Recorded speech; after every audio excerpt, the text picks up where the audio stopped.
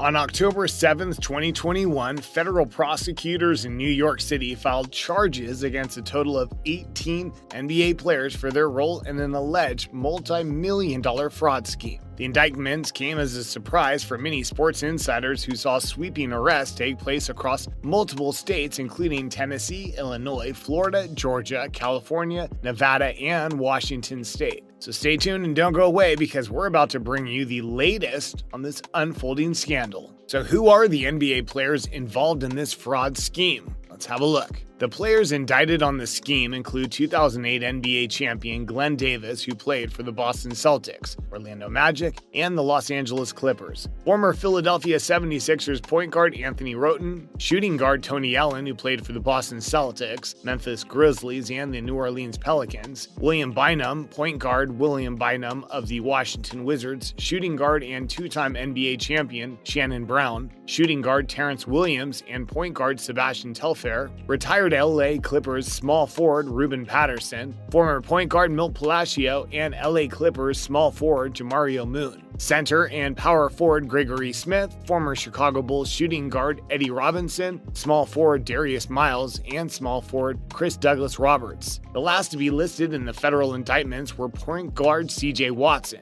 former Toronto Raptors shooting guard Antoine Wright, shooting guard Allen Anderson, and 2007 NBA champion center and power forward Melvin Ely. All of the players are accused and charged with defrauding the National Basketball Association's health and benefits plan to the tune of $4 million and face charges of conspiracy to commit healthcare and wire fraud. According to federal prosecutors, the scheme was in effect from 2017 to 2020. So did this fraud scheme work? Let's take a look. The scheme itself was relatively simple and straightforward. Prosecutors allege that the players submitted false and fraudulent claims in order to receive refunds for dental and medical procedures that were never actually carried out. Terrence Williams, who played for the New Jersey Nets, is the alleged ringleader of the scheme and is said to have recruited other retired players by providing them with phony invoices that the players would then use to file the fraudulent claims. In exchange for providing the players with the phony invoices, it's alleged that Williams received over $230,000 in kickbacks. Williams was further charged with aggravated identity theft because he impersonated a health plan employee and threatened players who failed to pay him kickback payments. As you'll see, these charges can carry significant federal prison time.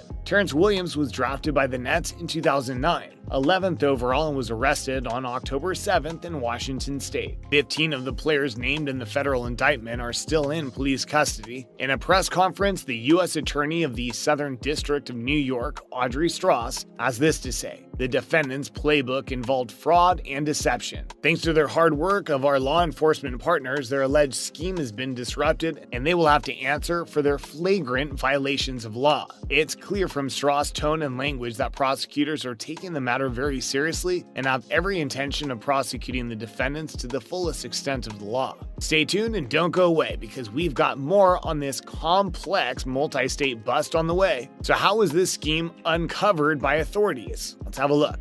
You'll recall that we mentioned those phony invoices earlier? Well, it was the paperwork that would bring this house of cards tumbling down around the schemers. It's often the case with financial crimes. All investigators had to do was follow the paper trail. In the case of Gregory Smith, it was discovered that he had submitted claims for reimbursement for crowns and root canals on December 20th, 2018 in sunny Beverly Hills, while he was actually away playing for the Super Basketball League in Taiwan. Strauss further added that travel records, email, and publicly available box scores show that he was playing professional basketball in Taiwan that week and did not receive root canals in Beverly Hills as represented in the claim form he submitted. The indictment includes 19 defendants, with only one of which is not a pro basketball player. Some of the better-known players charged are Glenn "Big Baby" Davis, who won a championship with the Celtics in 2008, and Tony Allen, who earned a championship ring with Big Baby. The Memphis Grizzlies reportedly plan to retire Tony Allen's number 9 jersey sometime in late 2021. The only person charged who isn't a pro basketball player is Tony Allen's wife, Desiree Allen. According to Strauss, Davis, Allen, and Roten submitted claims for root canals for the same 6 teeth on the 30th of April 2016, and on May 11th of 2016, crowns for the same 6 teeth. Also alleged in the indictment is that on September 6, 2018, Allen and Roten again submitted bogus claims for root canals on the same 13 teeth. So what is the penalty for conspiracy to commit fraud? Here's what we know so far. If each of the defendants in the indictment is convicted, they'll be looking at a 20-year prison term, depending, of course, on whether or not they have a previous criminal record of convictions. Terrence Williams, however, the mastermind behind the scheme, could be looking at a total of 35 years for the federal identity theft charges. Assistant Director of the FBI's New York field office, Michael Driscoll, said the healthcare industry loses tens of millions of dollars a year to fraud, and these costs are then passed down to business and customers. That's a fraud we take very seriously. It should be noted that the NBA isn't the only sports organization or franchise to deal with such issues. In fact, just last month in September of 2021, 3 former NFL players pled guilty to a similar healthcare fraud scheme. Among the trio was star running back Clinton Portis, who played for the Denver Broncos and Washington Redskins. According to federal prosecutors, Tamarick Vanover and Robert McCune were part of a sophisticated plot to file phony health insurance claims. It's alleged that the fraudulent operation ran for several years, and it's alleged that the retired NFLers defrauded the NFL's health plan of $3.9 million. Vanover and Porter are each looking at 10 years in prison. McCune, on the other hand, is looking at a 20-year stretch. So why would ex-pro athletes who have made considerable amounts of money engage in a scheme that could land them in prison for decades? Well, let's have a look.